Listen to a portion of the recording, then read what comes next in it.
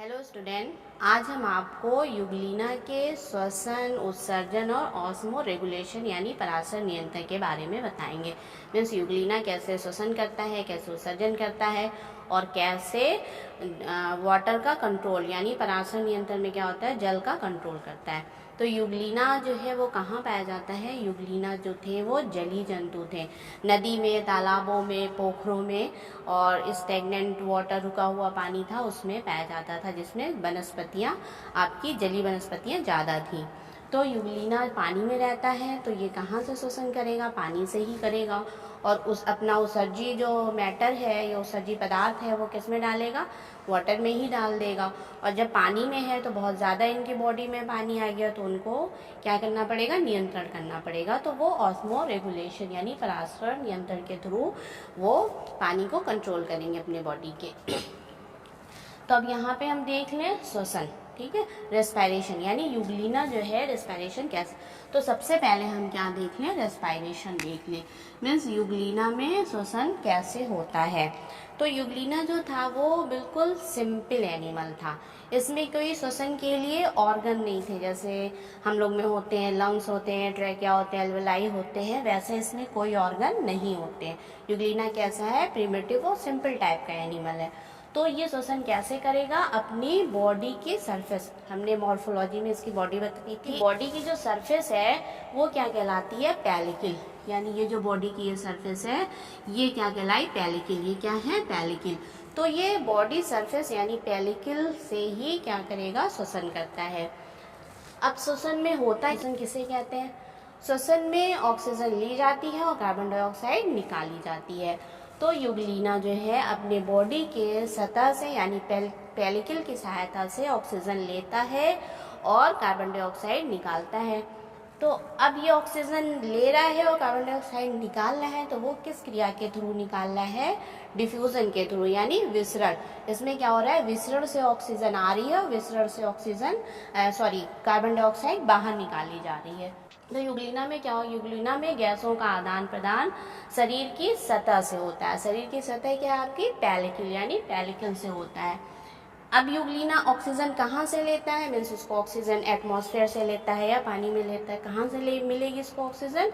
तो जो पानी में डिजोल्व ऑक्सीजन है उससे लेगा ये। तो पानी में घुली हुई ऑक्सीजन इसके शरीर में प्रवेश करती है। कैसे प्रवेश करेगी? मैंने बताया था डिफ्यूजन यानी विसरण के थ्रू इसकी बॉडी सरफेस से यानी पेलिकल्स के थ्रू इसके शरीर में प्रवेश कर गई और कार्बन डाइऑक्साइड से बाहर निकाल, और कार्बन डाइऑक्साइड जो है वो बाहर निकाल दी जाती है विसरण के थ्रू ही।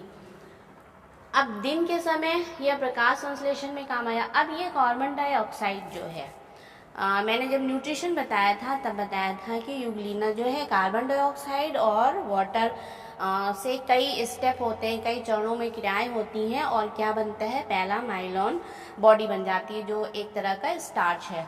तो कार्बन डाइऑक्साइड जो है वो तो कुछ निकल गई वो डिफ्यूजन के थ्रू। ये सवाल आया कि इन्हें ऑक्सीजन और कार्बन डाइऑक्साइड कहाँ से मिली? ऑक्सीजन तो ठीक है, पानी से आपको पता चल गया कि जो वाटर में डिजोल्व ऑक्सीजन है उससे मिल गया। अब इन्हें कार्बन डाइऑक्साइड कहाँ से मिल गई? तो कार्बन डाइऑक्साइड जो है इसके बॉडी में बनती है।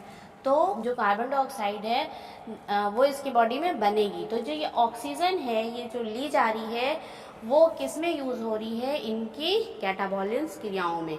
तो जो कैटाबॉलिन्स क्रियाएं होती हैं वो किस में हो रही है? माइटोकॉन्ड्रिया में होती है। तो माइटोकॉन्ड्रिया में कैटाबॉलिन्स जो क्रियाएं हो रही हैं उस क्रिया के दौरान क्या मुक्त होती है? ऊर्जा और कार्बन डाइऑक्साइड मुक्त होती है। तो वो कार्बन डाइऑक्साइड है। तो क्या हो रहा है? इस O2 के द्वारा कैटाबॉलिन्स की प्रतिक्रियाएं होती हैं। मीन्स जो ये ऑक्सीजन ली जा रही है बॉडी सरफेस यानी पेलिकल के थ्रू, कहाँ से? डिजोल्व ऑक्सीजन जो पानी से ली जा रही है वो क्या कर रही हैं? कैटाबॉलिन्स की क्रियाएं कर रही हैं।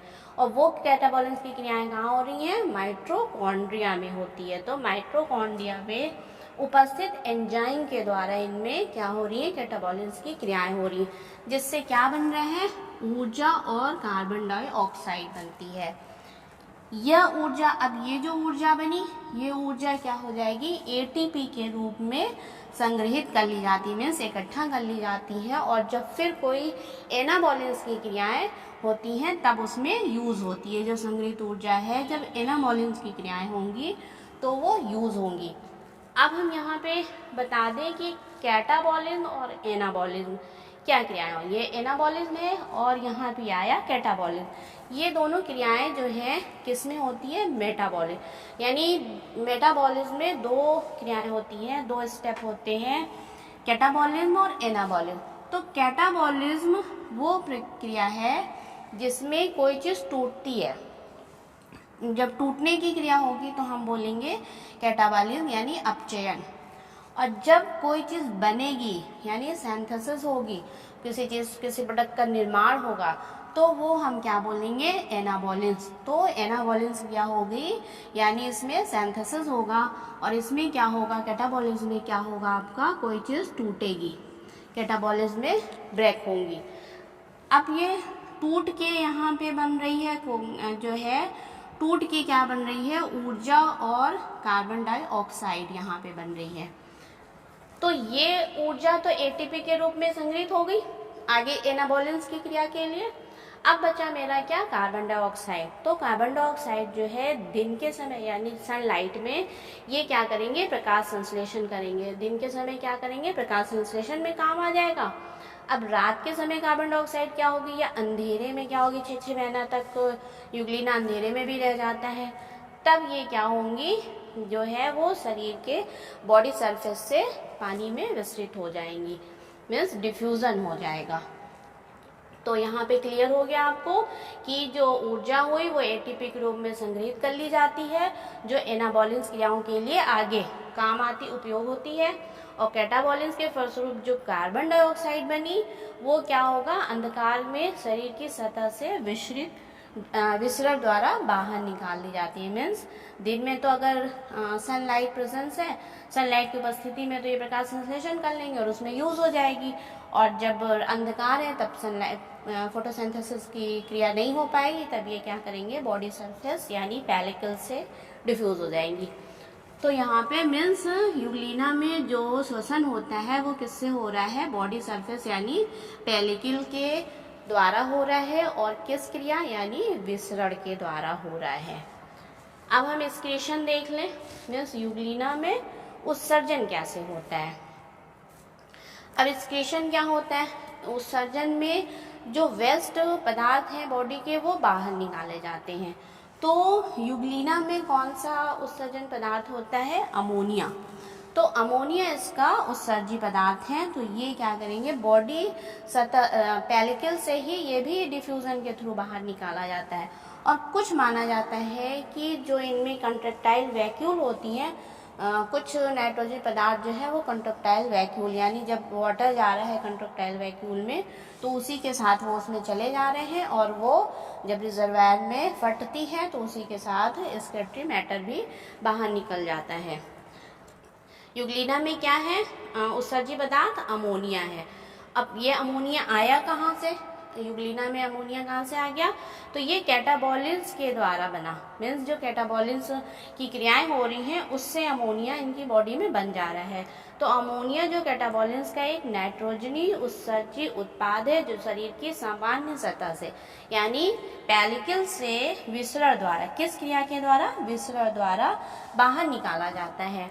अब ये उत्सर्जी पदार्थ जो है कुछ हद तक माना जाता है कि उत्सर्जी पदार्थ जो है कंट्रैक्टाइल वैक्यूल के द्वारा भी शरीर के बाहर निकाले जा सकते हैं। ये ऐसा माना जाता है कि कंट्रैक्टाइल वैक्यूल के चारों ओर जो प्रोटोप्लाज्म है वो क्या करें, चारों ओर जो सघन यानी गाढ़ा जो प्रोटोप्लाज्म है, और वो क्या करेगा, जल और उत्सर्जी पदार्थ यानी अमोनिया को किस में डाल देगा, कंट्रैक्टाइल वैक्यूल में डाल देता है। और कंट्रैक्टाइल वैक्यूल जो है रिजर्वायर में उड़ेल देती है और रिजर्वायर से वो बाहर चला जाता है। तो अब यहाँ पे हम फिगर के, ये है इसका कंट्रैक्टाइल वैक्यूल ऑपरेट कर देख रहे हैं। इसमें एक बड़ी वैक्यूल दिख रही है, छोटी छोटी यहाँ पे स्मॉल वैक्यूल दिख रही है। तो ये क्या है आपकी लार्ज कंट्रक्टाइल वैक्यूल हो गई, और ये किनारे किनारे जो छोटी छोटी देख रही हैं वो एसेसरी कंट्रक्टाइल वैक्यूल है। तो जो इनका उत्सर्जी पदार्थ, इसमें जो अमोनिया बना, नाइट्रोजनी वेस्ट क्या बन रहा है, इनका अमोनिया बन रहा है। तो अमोनिया जो है वो डायरेक्ट बॉडी सरफेस क्या थे इसके, पेलिकल से डायरेक्ट डिफ्यूजन के थ्रू बाहर आ जा रहा है, विसरण के थ्रू बाहर आ जा रहा है पानी में, और नहीं तो क्या हो रहा है, इनके चारों ओर जो इनका यहाँ पे प्रोटोप्लाज्म है, ये जो गाढ़ा वाला प्रोटोप्लाज्म है, ये क्या कर रहे हैं, इसमें एसेसरी जो इनकी किनारे छोटी छोटी वैक्यूल है, एसेसरी वैक्यूल में वाटर के साथ ही इसमें एसेसरी वैक्यूल में चला जा रहा है। और एसेसरी वैक्यूल की जो वॉल है वो किससे लगी हुई है आपकी, लार्ज कंट्रक्टाइल वैक्यूल से। तो ये लार्ज कंट्रक्टाइल वैक्यूल है जो रेड कलर का बीच में देख रहे हैं आप, इसमें डाल दे रही हो, और ये लार्ज वाली इसमें रिजर्वायर, ये क्या है आपका रिजर्वायर है, ये फ्लास्क लाइक स्ट्रक्चर क्या है आपका रिजर्वायर है, इसमें वो फट जा रही है कंट्रक्टाइल वैक्यूल, और अमोनिया जो है वो पानी में बाहर आ जा रहा है। तो ये किसके थ्रू कर रहे हैं, मीन्स दो तरीके से हो सकता है, एक किससे हो रहा है बॉडी सरफेस यानी पेलिकल से, और दूसरा क्या है आपका कंट्रक्टाइल वैक्यूल में भी डाल दिया जा रहा है। अब हम नेक्स्ट देख लें ऑस्मो रेगुलेशन।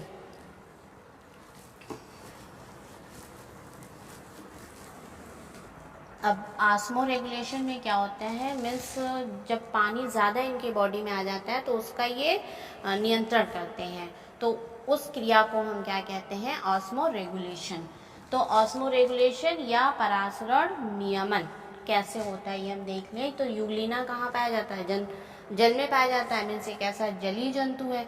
तो इसमें लगातार जो है पानी इसकी बॉडी में आता रहता है, और पानी जो है कंट्रक्टाइल वैक्यूल जो है संकुचनशील रिक्तिका जो है उसके द्वारा कंट्रोल होता रहता है। तो यूग्लिना जलीय जंतु है, इसके शरीर में अंतःपरासरण यानी इंडोस्मोसिस होती है। हम इंडोस्मोसिस के द्वारा पानी लगातार इनके बॉडी में प्रवेश करता रहता है। अब जल की जो अतिरिक्त मात्रा है, यानी बहुत ज़्यादा अगर पानी बॉडी में चला आया तो ये क्या करेंगे, कंट्रक्टाइल वैक्यूल द्वारा, मीन्स जो इनका कंट्रोल होगा वो किसके द्वारा होगा, कंट्रक्टाइल वैक्यूल के द्वारा जो है पानी की जो अतिरिक्त मात्रा है वो बाहर निकलती रहती है या बाहर निकाल दी जाती है।